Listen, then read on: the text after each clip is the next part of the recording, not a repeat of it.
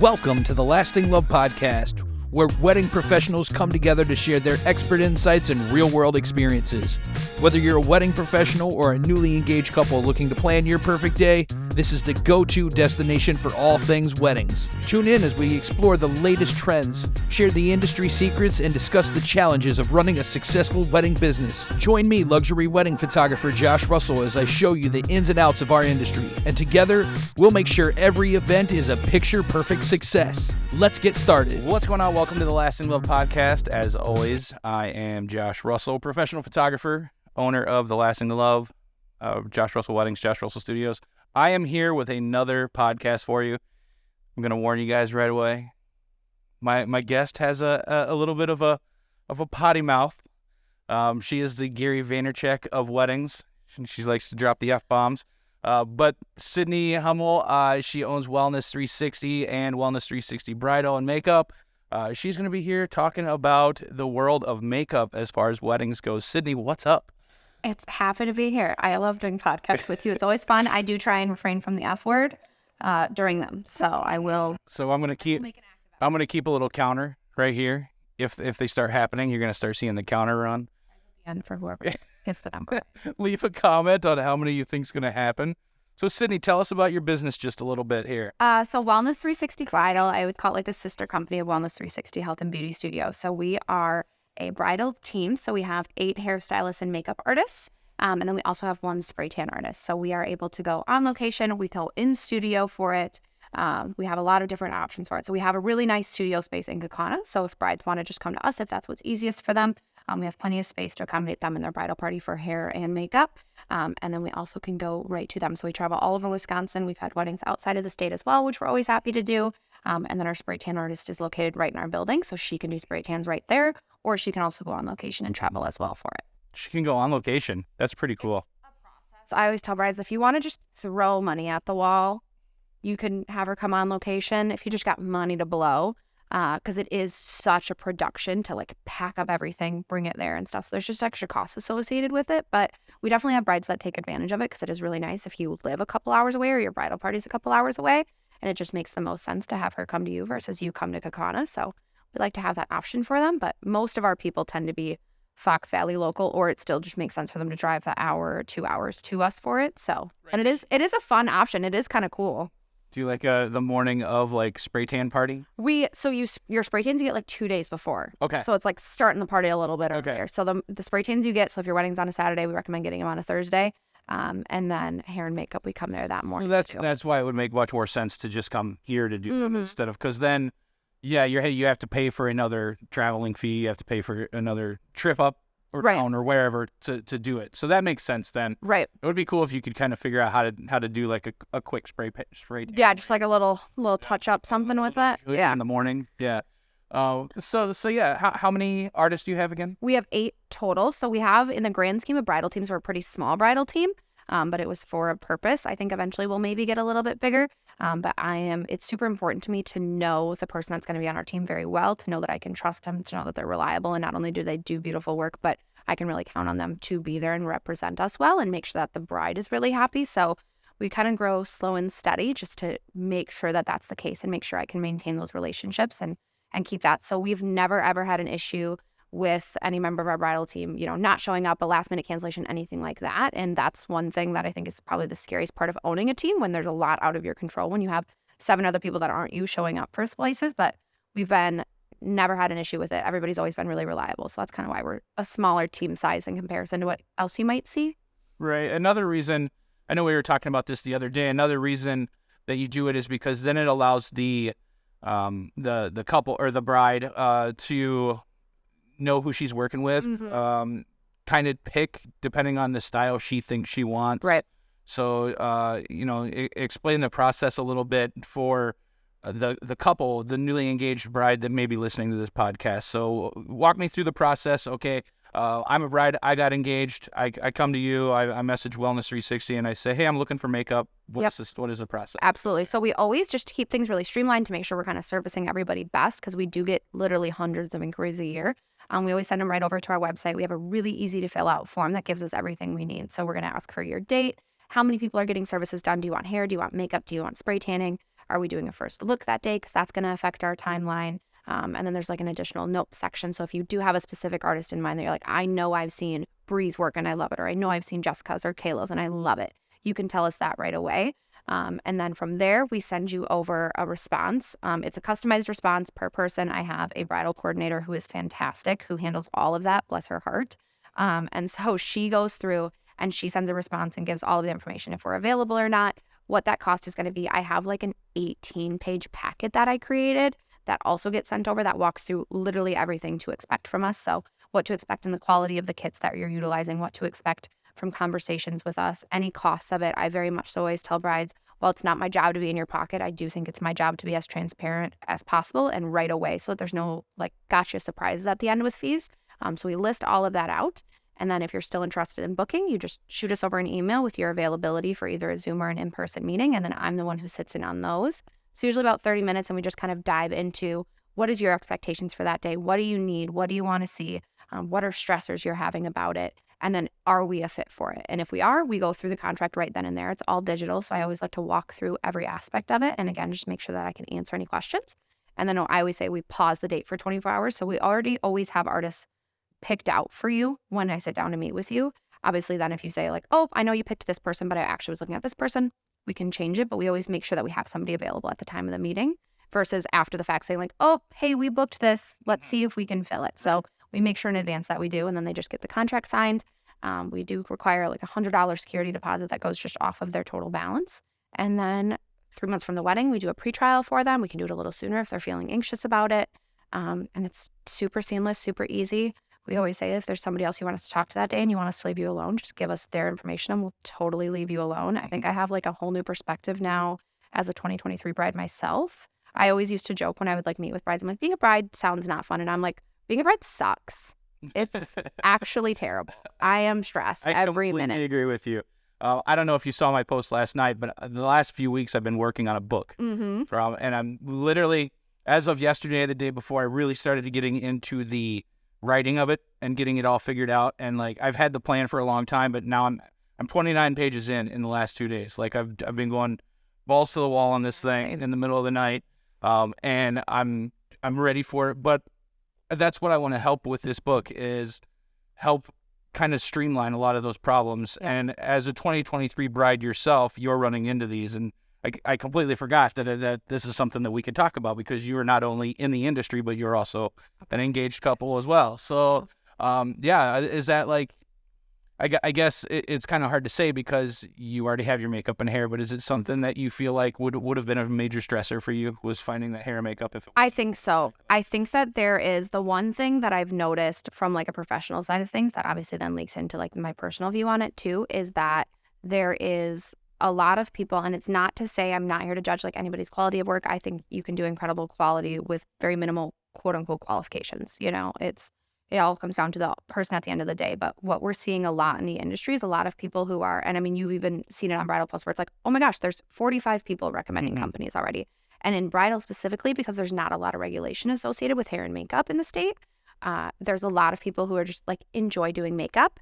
And so they're like, oh, well, I'll do bridal hair and makeup. And that's where you're seeing like a lot of the last minute cancellations and brides panicking because they don't have a hairstylist suddenly or a makeup artist suddenly. And it's terrifying. So that was one thing that I was like, I would probably have had a mental breakdown if I actually had to like go through and find somebody because you get so overwhelmed with information. And I know that we talked about that before we jumped on. It's like when there's already 40 comments, I'm not even going to go on there and comment and say like, hey, check out Wellness 360 Bridal because I'm positive that bride is already feeling extremely overwhelmed with the options. And there probably is somebody great within there. Right. So there's no reason for me to throw my hat into the ring on that and add like another layer of like, well, add that to your list to check on. It just gets to be so much. So I think specifically bridal hair and makeup, and I'm sure you experience it with photography too. Yeah. It's so easy to get into the industry, I guess. Like you can just kind of pick up a camera, you can pick up a brush and just say like, this is what I do now. Right. And you're not always guaranteed the quality or the professional. You know, my industry is pretty lenient as far as it, but I would feel like this is something that I didn't know, that as a makeup artist, you don't need any sort of certification or anything. And like to do hair, you need to have the cosmetology. You do need the cosmetology degree. But like cosmetology license.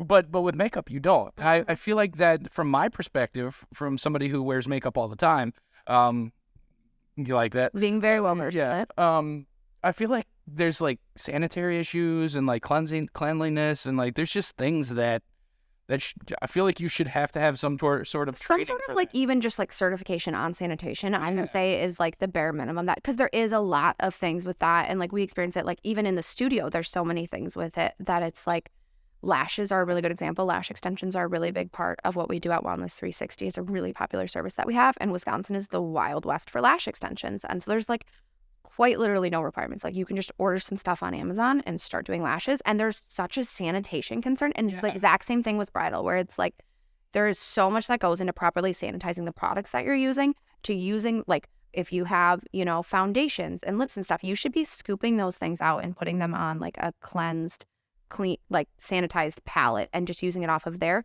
not using it in the thing. And then, you know, if you're using your eyeshadows, how to properly sanitize those after the fact so that you're not transferring bacteria, and then cleaning those brushes, things like that. Eyes are one way that you catch a lot of a lot of stuff. Yeah. So, eyes, lips, like that's a really big one. Do you think that's a question that should be asked, that a potential bride should ask, is like, what are your sanitary? I think that's super reasonable. Like just like what does that protocol look like for you guys? Like what does that, I know that depending on what my timeline looks for a bride, I will sometimes literally pay an assistant to come exclusively to just clean my kit for me. So I can keep my timeline really smooth, but then I know that my kit is being very well cleaned and sanitized in between every single application for it. For me personally, I use a different brush set per face. Just because then one, it takes time out of, I don't have to take time out to clean the brush in between. I would say that that's something that's a little bit more mixed reviews. I've definitely done past years where I didn't use a different brush set for every face. I just cleaned it in between. And I don't feel bad about that. We didn't have any issues with that. A lot of brides or a lot of makeup artists do it. I would say probably 90% of makeup artists do that. And they just clean and sanitize in between. And then they do a really deep clean at the end of the event. Right. So I don't think that that's something that should make you like say yay or nay to a makeup artist per se. But I know like for myself personally, I've just decided this year, like I'm just going to invest the money and have 13. The most I ever do in a day is about 13 faces, which makes me want to die a little bit. It's absurd. I want to die. You imagine, you know, on minimum, you're spending 30 minutes. 30 minutes. Yeah. We book between 30, 45 minutes a face to make sure that we're doing like an excellent job with it. And that's crazy. It's, my body is dead every time. Like midway through, I'm like, oh my God. But then it's like I book 6 and I'm like, oh, I just feel like it's just going to end so soon. I'm so sad. Right. So then it's like, I don't know that there ever is a number that I'm happy with. It's either like, oh my gosh, that's a lot, or wow, I'm sad. I wish I could hang out longer. Right. So I have 13 brush sets now, so I can just like rotate them out, because the likelihood of me ever doing more than 13 in a day, I would have to have like had a mental break probably to have decided to do that. So I have 13 brush sets, so I can rotate. I don't think you'd ever do more than 13, like in a wedding in general, like maybe like a fashion show or something like a bridal expo where you're showing off all day long. But like anybody that has 13 bridesmaids, like, I have 12. Shut up. I'm stupid. Yeah, I'm dumb. 12 and 12? It's literally 12 and 12. We have 26 people, and then we have like ushers and personal attendants. But like Bill and I always say like our lives are so like, especially like I'll use mine as an example. I am 25. I've been in the like professional industry of like beauty and nutrition and things like that since I was 18. And so I spent so many years with people so far above my age because I was like learning from them and I was networking with them and things like that. And I still do to this day. And then I also have like my age friends. Right. And then I have now, when Bill and I got together, I like adapted some of his friends, their wives and things like that. So I have like all of these, and he was in the military for 9 years. He's got friends spread out everywhere. And like, because he was at, multiple duty stations and lived through like multiple different instances of like major things, he had like different best friends for each of those. So it was like, we pretty much were like, we either have to each have 2. Like I would put my brother and my sister on my side. He would put his brother and one friend on his side, or we have 12. And so I let Bill pick, because I could have been just gotten eloped and been happy. Bill really wanted the big wedding. So I was like, you can tell me, like, do we 2 or 12? And he said 12. So I was like, all right. So we are going to have everybody walk, but we're only going to have 2 people stand on each side. So, but our morning for getting ready, it's myself, 12 bridesmaids, 1 personal attendant, and the moms. So it's like 16 services. Oh my God. Yeah, it's ridiculous. It is super stupid. It was very dumb of me. In retrospect, I don't regret anybody that had my bridal party. I love everybody in my bridal party to pieces, and it's going to be crazy fun. But it is mass chaos trying to plan literally anything. I have seen like an uptick of either a shitload of people in a wedding or two. Yep. Like there very often is 3 or 4 or even 5. I'm trying to think back, but I think we had 7 on each side. Like that sounds. Which I would say is like what I did. the normal is like 6, 7, 8, somewhere in there. Yeah, we're dumb. Yeah. Pretty dumb. Like imagine. From a photographer's perspective, I would not be. Horrible. Yeah. Horrible. I mean, with my stuff, I do the traditional, stand in a line stuff, but then I try to do like different like group stuff, like, whether my bride and groom is sitting at a table and everybody's kind of around them or something like that. So to figure out where to put 20 and have everybody not look like an idiot. Yeah. We are my big thing, and I think that this is like the one saving grace that makes my photographer not want to murder me, is like I am very like I love candid. I don't really like the like pose ones, so it is a lot easier to get away with like not everybody looking the same direction and things like that. And so I was very much so like I just want it super candid. Even for like videography, I want to have a videographer, which I still have not booked one, which is horrible. I want a videographer to do it like the office style. Yeah. I think I just want everything to be fun and funny. That's quite literally all I care about. I'm like, if we're spending all this money, I better have a damn good time. If I'm not having fun, we're having a problem. So yeah, it is a little cat. And we're doing a joint bachelorette party. So imagine trying to plan 26 adult schedules. Wow. And then, for the bachelor and bachelorette party, then you have just random friends that are going to want to come. I mean, you're going to have. And like I told people they can invite their like significant others. So we're going to do 2 houses. We're going to go out of state for it. We haven't picked the state yet, but we're going to go out of state. We're going to do like 2 houses, ideally pretty close to each other. So the guys will be in one and the girls will be in one. But yeah, it's not fun.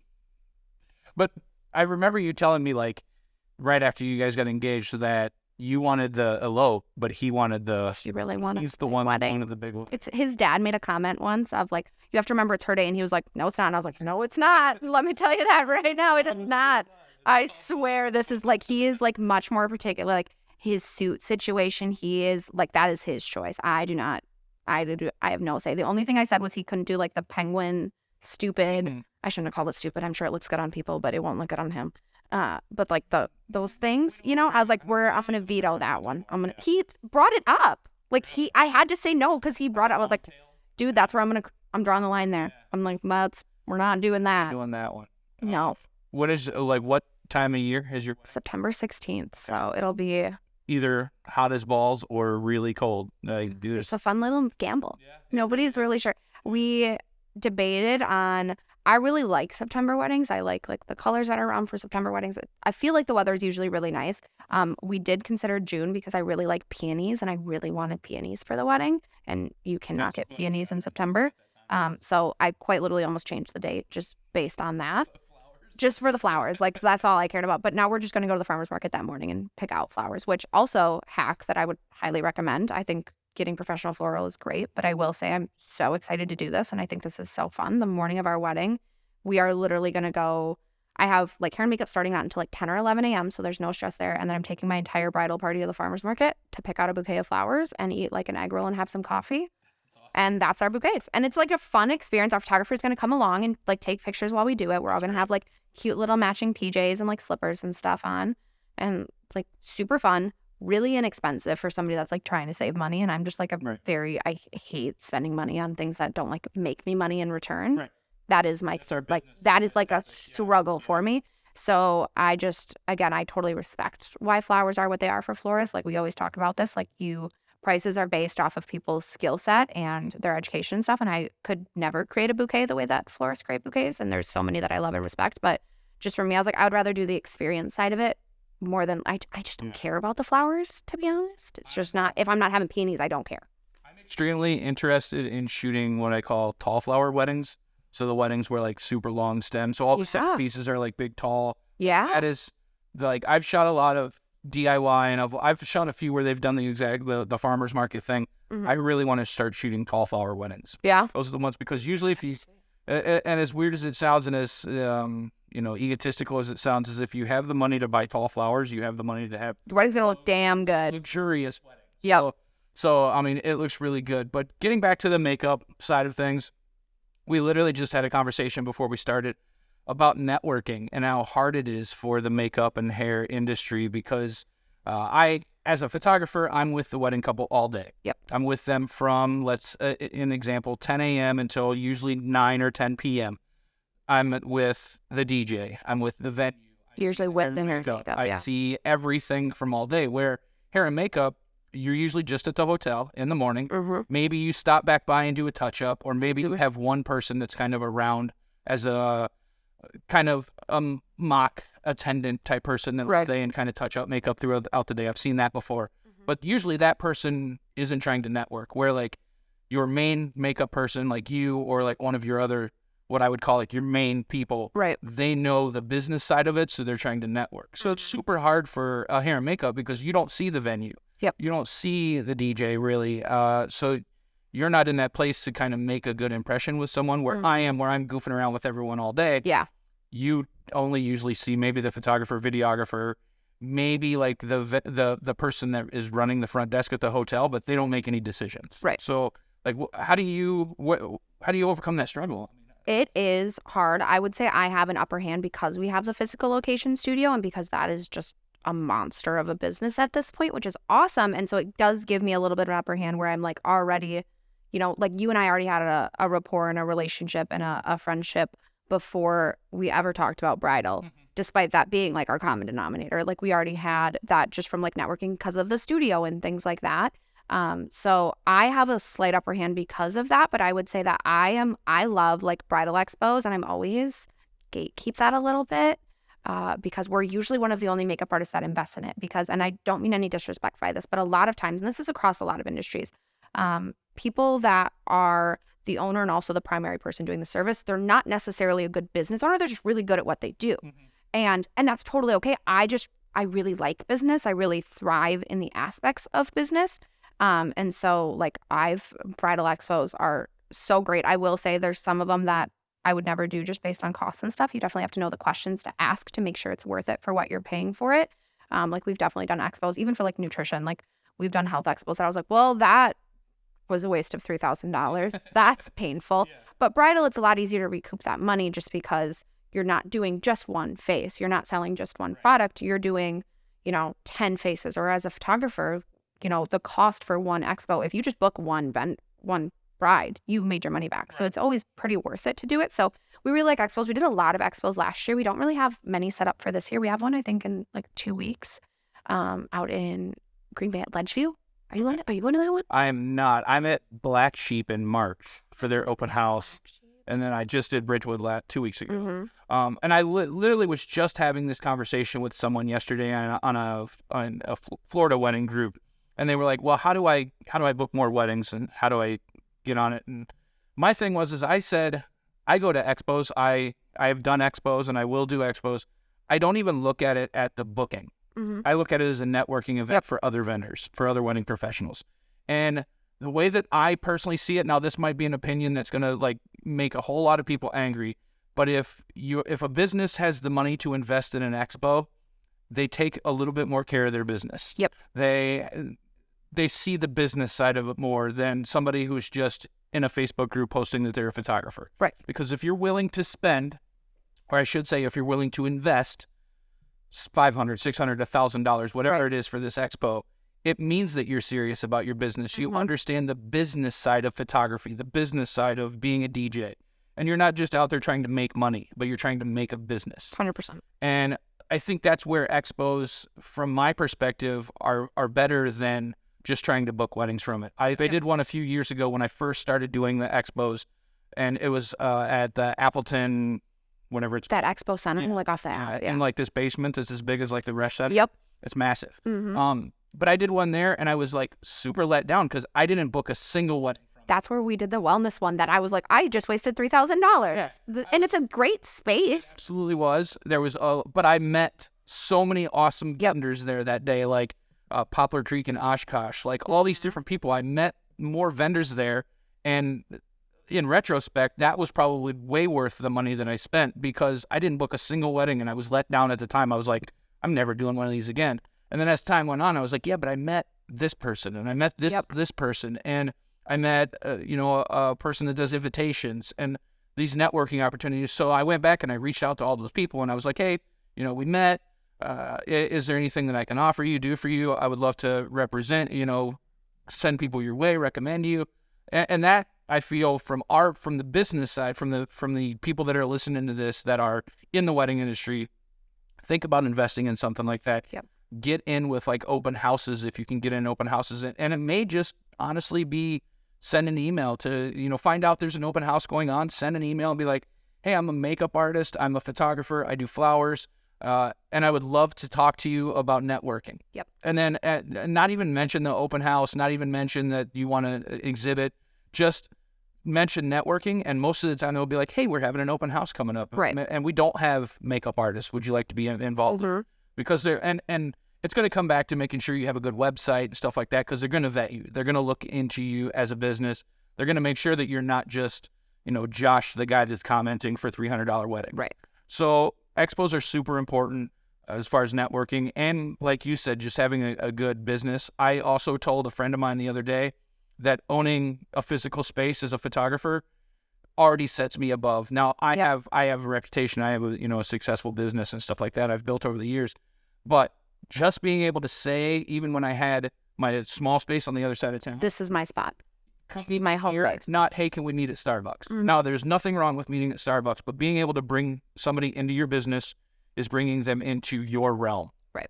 Now, the way that mine is set up, when I do meetings, it's strategic. They walk in, they see my name right in front of them on the sign on the door. Yep. They sit down at a chair that I want, that's across from a TV that has congratulations, Sydney and Bill on the TV. So my albums are set up directly in front of them so they can. So typically it's groom who doesn't give a shit about the meeting. Yep. He's thumbing through the photos. Yep. Giving him something to do. There's other like thank you cards laying on the table. If I was at Starbucks, I wouldn't be able to set that. Right. You just don't have the space or the. Or I can't. I walked them through. Not even walk them through talking. But I physically walk them to where I want them to sit down, right, where I want them to be. And if I didn't have a space, I wouldn't be able to do that. So having a physical location is going to allow you not only to prove another reason that you're serious, but it also allows you to kind of decide what they're going to see, where they're going to see it. And just from a perspective, subconsciously you have a business, you have a location. Well, they must be a little more serious than the person that met me at Starbucks. Right. We actually have people. So with We Creative, when people rent the space, there's it asks you what are you using it for? And we've had photographers rent it literally to do contract signings, just so that way and same thing with the boys with their photo booth. When they do meetings, they have it there. They just use the space for the day and have it there. And then it, like you said, it just provides another layer of professionalism. It provides another layer of trust for it. So there are definitely options that you can look into, that even if you can't afford a monthly space, even if you're not at that point, you can do share spaces, you can do stuff like that, just to add that extra layer of professionalism to it, and that extra layer of again, that home base. There's something about it that just feels nice. They take you a little bit seriously. That's something that I talk about a lot, is I remember I got into the industry when I was literally 18, and I for years would dress so much older than I was because I felt like I had something to prove, and I needed to make sure people took me seriously. So now I am desperately trying to be young and hip. I have my Stanley and super chunky tennis shoes on, my John shirt. I just want to be cool. I just want to be cool and hip, because now at this point, I'm established enough. I'm 25, so I'm not young enough that people just won't listen to me or think that I know what I'm talking about. And now I'm desperately grasping at turned 40, so I'm grabbing onto everything I trying so hard. I'm trying so hard. I was just talking the other day. I'm I got about maybe 6 more years before I turn into from the hip older photographer to oh, we're concerned. Yeah. This is. So I got to do something here. Yeah, you got to pivot. You got to pivot. It's a tough one. And I always told my wife Casey, I'm I've had my line beard since I was 15 years old, and she's you're not gonna have that the rest of your life. You can't. I don't think. What do I got to do? You've seen me without any sort of hair, and I hate full beards. Not on me. I don't mind if another person has it. It's just I don't like that on me. I'm a little homely. I'm a 5 o'clock shadow guy. I love this. This is good. So but when it starts getting any sort of turns on them, I'm done with. Just out. Yep. But I also do not so I made the mistake of, on our wedding day, I shaved fully. And You look like a child. I look like this fat little, I don't know, like I don't know, just this. Yeah. It's just every photo is like, I'm just gonna draw a Jane beard. Run that by Casey before you did it. That'd be cool. And then so she still. Did she think it was cool? No. I would kill Bill if Bill shaved his beard for our wedding. I would turn it around. Well, let's reschedule for a week. What happened was I was lining myself up and I messed one of them up. So then I was like, okay, well then I'll just go goatee. And I'm like, no, it's your wedding day. I better go like nothing. Yeah. And then no. But in perspective, I'm a huge fan of Everlast from House of Pain. He's like 55 years old and still has a line beard, so I'm holding on to the hope that I can keep mine. Maybe if it turns a nice white and then it still looks okay, it'd be like a hip Santa Claus look. So that's what I'm thinking. There's potential there. That's fair. Respect that. I'm worried because I don't know beyond this what to do, because I've had this for literally 25 years. You're gonna have a little bit of an identity crisis, probably. Yeah, you're gonna go through that. That is the hardest thing, is like as a vendor, like being friendly enough that people like you, but like not being like weird or like too much. Like I'm too much a lot. I acknowledge that. Like I always say, like I just know that I'm not everybody's cup of tea. You either really like me or you find me annoying. Right. Like there's not really a middle ground. And I would say that like most people really like me. And that's also part of why I always do the contract signings and stuff. Because I'm like, this is your opportunity to decide if you think I suck. If I have too much today, you don't want. I assure you, I will always be too much. Like I am just like a super kind of loud. Like I won't steal the stage from you on your wedding day, I promise. But I am like, I like to crack jokes and I'm like pretty sarcastic and things like that. So I always say like, I know I'm not everybody's cup of tea. I get super anxious in like new group settings. So I'm like, people are going to like me or they're going to hate me. And I can't change that. That's just going to be what it is. Like we were talking about Corey, those people, they're successful because we are like, here I am. And like this is us. This is who we are. You're booking us because you know that's who we are. Like, yep. I tell, even like in my meetings, I tell them, I'm like, I'm going to be the one that's talking shit to your best man. Yep. I'm going to be the one that's going to be making everybody laugh. Now, I, as a person, and you've probably, from knowing me, see this, but I'm pretty introverted until I have to be extroverted. Yep. And then, so like, I have this like switch that I turn on when it's wedding time. Usually the first like half hour or so that I'm there, I'm kind of feeling it out. Yeah. But then like, as soon as I start talking to people, start getting into it, it happens every wedding. Like then I'm in it. And then by the time the ceremony's coming, as soon as ceremony's over, family photos, like I'm there, like let's go, Yep. Come on, smile at me. Which is so important, like, especially for a photographer. Like, you're going to be with them all day. You better, my big things that I was very mindful of is like, I want to love my photographer, I want to love my videographer, and I want to love my venue coordinator. That's like the biggest one. Venue coordinator is the biggest thing I see that like can make or break the joy of a day. And so we actually toured a venue that I loved, hated the coordinator. I thought she was a giant asshole. So I was like, nope, like not gonna do that. Like you just seem rude. You seem dismissive. You seem very like, this is my world kind of thing. And I just didn't appreciate it. So we actually ended up not going with a venue that I really liked. I would have absolutely booked it if I had a different coordinator. But I was like, that is one thing being in the industry. Like we do kind of have the upper hand, is we kind of get to know, because we see so many weddings every year. Like, oh, not going to do that, or I would love to do that kind of thing. So it definitely, that's been the one saving grace, I think, for like 2023. I will say I definitely thought I would be way more prepared than I am. I got like punched in the face with some reality. I cried for probably 4 days over like venue searching, just like the cost associated with it, all of the extra fees that are wild. Like there's just so many little things that you don't anticipate. I remember my friend got married in Milwaukee 2 years ago, and quite literally, I think it was 7 days before her wedding, they were like, oh, that's an additional $7,000 that they like hadn't put on any invoice yet, but they were like, yeah, according to this contract, we can charge you for it. I'm like, oh, what? And she had to pay it. Like, thank God her family was able to do it. But I was like, if your family can't, what do you do? Right. I had another bride who I was doing her pre-trial, and it was probably like 6 weeks before her wedding, and she just found out her caterer upped their cost. It was going to be an additional $15,000 for food. 6 weeks before the wedding, she was able to negotiate them down to 10 because she was like, I can't pay you. And I'm like, how do you even budget for an additional 10 grand? A huge amount of money. And there is always those, like, read your contracts, read your freaking contracts, because there is always those clauses and stuff in there. Even like our venue already upped our bar prices.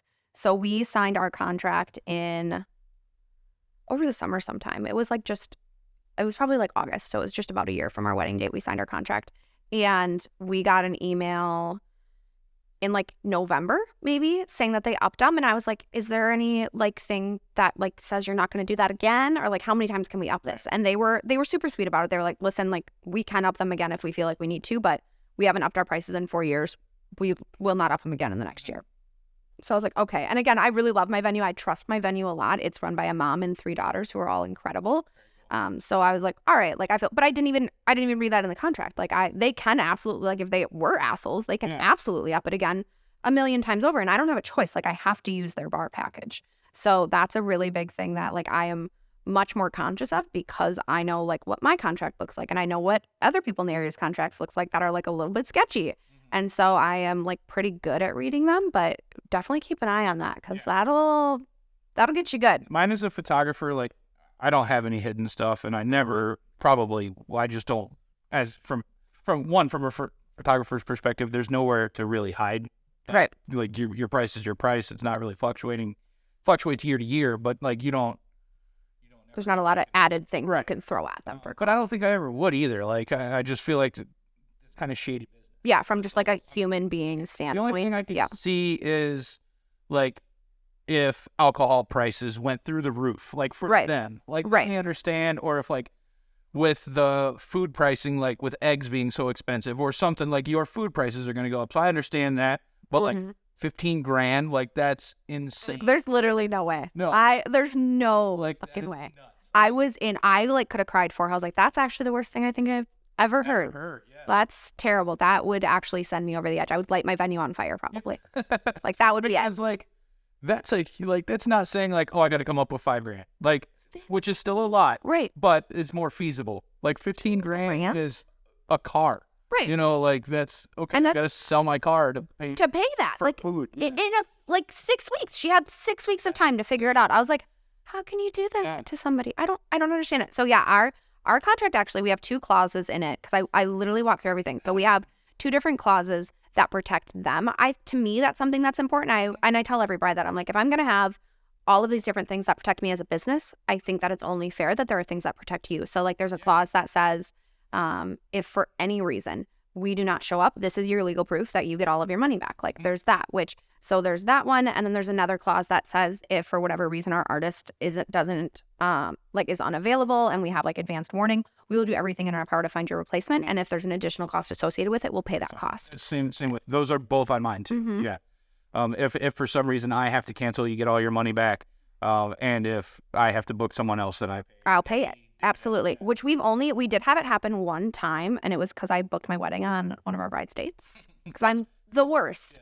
And she was the sweetest. I mean, if you moved it to June and wouldn't have. I know. I was like, oh no, because at that point we hadn't had we had maybe 10, 15 weddings booked, which like for us that's not crazy. So I was like, what are the odds? You know, the odds were there. It was quite literally the only September date we had booked, and so. Luckily, our contract also, we have really good relationships with all of the other like bridal hair and makeup vendors in the area. That's one of the things that's really important to me. I always say like competition is just such a stupid thing. Right. And as long as you're like kind and respectful to me in this industry, I want to be your friend.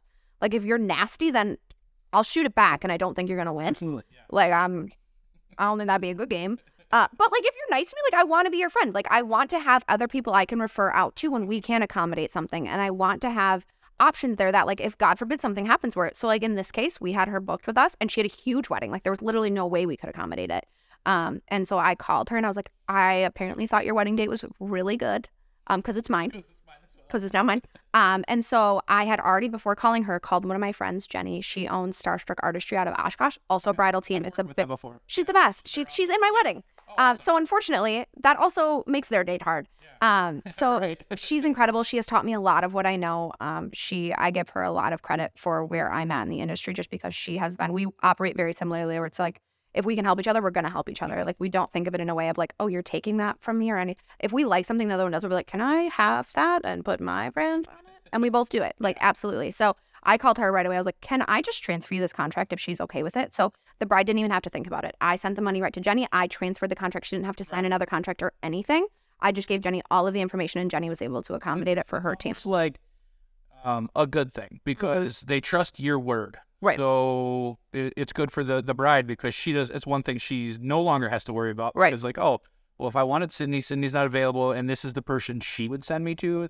Then that makes sense. Right. Yeah, absolutely. I agree with you. Networking is the best thing, especially with your same niche. Like I send referrals to photographers all the time. Like if someone messaged me about shooting babies, I don't photograph babies. I tried it and I don't like it. So I send it to someone else. Right. Like I send it to Jen, or I send it to somebody else in the area. Yep. Or if they're just looking for light and airy, and I'm not a light and airy photographer. Yep. So I send it to somebody that I know is. I would hope that they would return that favor. Right. Some I don't know if they do or not, but I don't care. Right. Like it's still ultimately what you think is the best option for that person. Absolutely. So you're going to give them that option. 100%. Absolutely. I would rather send that money, the client, to someone else and lose that money than to take money for work that I know they're not going to be happy with. And because that's just a business ethic that I believe should be important. 100%. Yeah. We very, very similar, like where we can kind of just know, like, we probably can't do, like, we have one artist that is incredible with like quinceañera style makeup. We have literally one that would be qualified. Like, I would not be able to do it in the way that the bride or the if it is a quinceañera, like the way that they would want it. So I absolutely be like, hey, we can't accommodate it. Here are some options that fit that style for you. Because if we can't do it, we can't do it. Why would I risk them not liking it, getting a bad review, them being unhappy, them having a worse day or a worse experience, or like feeling, as a woman, like I know how it feels to not feel comfortable in like what you look like on any given day. So like would rather die than put somebody in that position. Yeah. Make some makeup look just terrible and ruin somebody's life. Right. 100%. Like it's just not worth the money that's associated with it ever. There's a lot of aspects of a wedding that you spend a lot of money on that you're not going to remember. Makeup is going to make or break the photos. Right. So like, it's very contingent upon minutes. I, as a photographer, could take amazing photos, but if your makeup looks kind of bad, like you're going to, yourself will for sure notice. If that lighting is off with it, we talked about, making sure like all of our artists always bring in a separate light with a nice white light so that we can make sure that that coloring is always perfect. I quite literally don't understand how any makeup artist doesn't do that. Yeah. I would never just trust the natural light that's provided to me somewhere I'm going, ever. And so because it will make or break it, and it will make such a difference for the photos. And the last thing I ever want is for photographers to be like, do not book them because you will look stupid. It's just. And it's something that, okay, so maybe every person that sees your photos is not going to notice. But you as the bride looking at yourself, Or if one of the bridesmaids has a makeup job that's just, you could tell a difference. Let's say there's 5 bridesmaids. One of them decides to do their own. You can tell, so makeup is very important in a wedding. I mean, it really is. And from a photographer's perspective, I thank you for everything that you do to help trying to get pretty photos easier. Yeah. Trying to get pretty photos. Make my job easier. Absolutely. I'm happy to send photos like, hey, this is an awesome photo that I took of your makeup job. Like, please share this and send everybody to you. Absolutely. We've had one girl ever who I remember calling. I actually was on Jenny's bridal team at the time, and it was her booking. And this bridesmaid, the worst person I've actually ever met. I stand by that. It's the only time I've ever disliked somebody I've done makeup on. She wanted electric purple eyeshadow. Everybody else had like brown.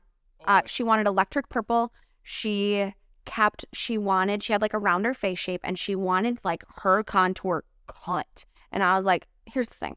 I can't change the structure of your face. Right. And if I do too much, she was super, super pale.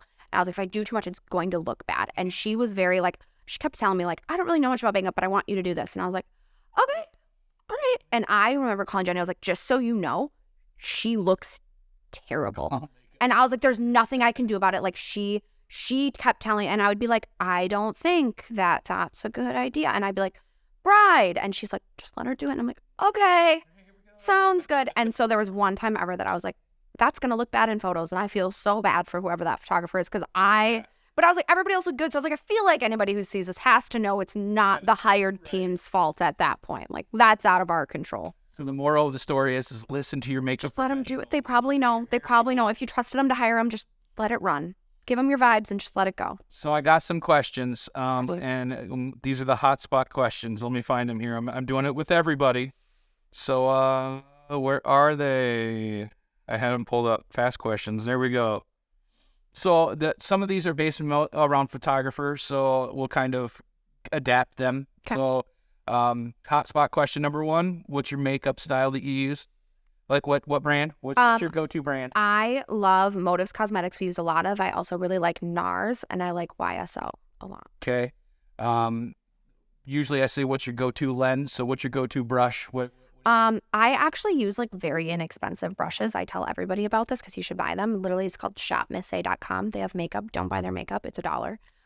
But they have brushes that are like $1, $2, and they're awesome. They blend really well. They pick up the pigment really well, especially their face brushes. I'm obsessed with their face brushes. So go and buy those. What's your biggest wedding pet peeve?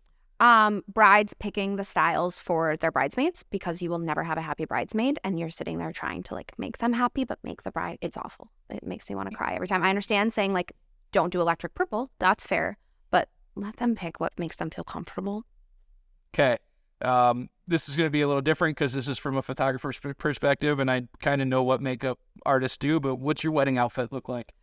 Literally this. I always wear like black leggings, a black sweatshirt, and tennis shoes because I want my feet to be pretty comfortable and I want to just blend in. Same thing with you guys. Yeah. Reception dinner, steak, chicken, or fish? Steak. You're picking the steak. Always. This is, yeah, absolutely. I agree. I as far as a wedding perspective, or as far as a makeup perspective and matching the makeup, summer, spring, fall, or winter, which style wedding? I like spring a lot. Your spring. Which you're getting married in September. I know. It's not quite fall to me. I would never do an October. I don't like fall. Fall's not my jam. I don't like the colors of fall. So I still like summer, spring colors to me. So I'm still gonna Which use September those would colors. still be. It's still summery colors. Yes, absolutely. The DJ steps away to use the bathroom and asks you to play a song. What are you playing? Really bad music taste, actually.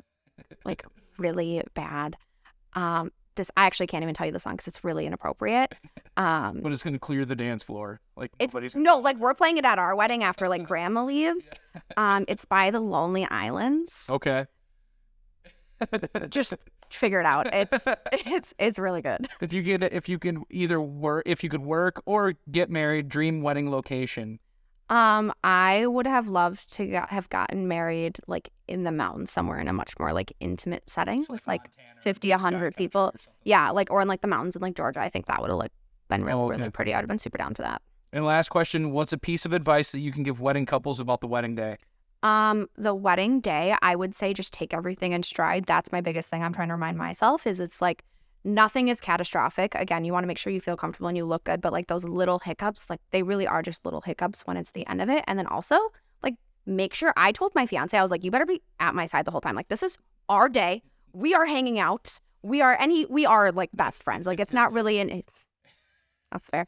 But like I do see brides and grooms a lot of times end up like missing each other for so much of the day because you're getting pulled in so many directions. So I would say even if like my fiance and I are literal best friends, and we love hanging out, like we are always together because we truly enjoy being together. But I can still see us because we have our guest list is like 350 people. Like there's a ton of people coming. There's a ton of people we don't get to see super often. So I can see us getting pulled. So that was something that we were like, let's pretend we just have a rope tied to each other and like try and just stay together as much as we can for it. And I also always tell people not the wedding day, but just wedding planning. The minute you get engaged, make a wedding email. And that's how you contact all of your vendors. That is the world's easiest. The minute I got engaged, I was like, all right, Walsh Wedding 2023. There. So much easier. All of your emails go right there. You're not missing any. That's a big issue we have is like brides are like, oh my God, I lost this in my inbox because you have a million other things in there. So separate email is my favorite thing to tell everybody ever. I've told every bride for years and I do it myself and it makes it great. Infinitely easier. Sydney, tell them where they can find you. Give them some information where they can find it about the bridal. Give them a link to the actual just Wellness 360, social media. We have our Instagram is just Wellness 360 Bridal. Our Facebook is also Wellness 360 Bridal. You can go on our website, wellness360solutions.com. That's going to have all of our studio services. So we also do a ton of bridal prep. So while the day of we do hair and makeup and then we do the spray tanning, we also have facials, waxing, massage. We now have a medical injector. So like tox and filler and stuff like that before your wedding, microneedling to help your skin. So you can find all of that on wellness360solutions.com. And that's also where you can submit an inquiry form and get that quote sent back to you with our availability and things like that. If we ever don't have availability or we're not a fit, we'll just send you some recommendations of other people in the area that we really like that we think would be better for you. So yeah, that's how you can find us. Thank you for coming. I really appreciate it. We talk a lot out of this. It goes a lot of ways. Right. Yeah. So thank you. And I appreciate it. Absolutely. Having a little perspective of the makeup, the bridal makeup industry, I think it's something that kind of goes overlooked when wedding professionals are talking. So I'm glad you came in. I'm glad you kind of gave us your thoughts about it. And yeah, wedding professionals, network with these bridal makeup people. They want to be your friend. We really do. Be your friend. We really do. Everybody that's listening, thank you. I appreciate it. If you're looking for bridal makeup, the description everything's down in the description down below, or it's on our website in our friends section. So thank you for listening. Remember, hit that subscribe, the follow, wherever you're listening, whatever you're doing. I'll see you guys in the next podcast. I'll talk to you as well. Later.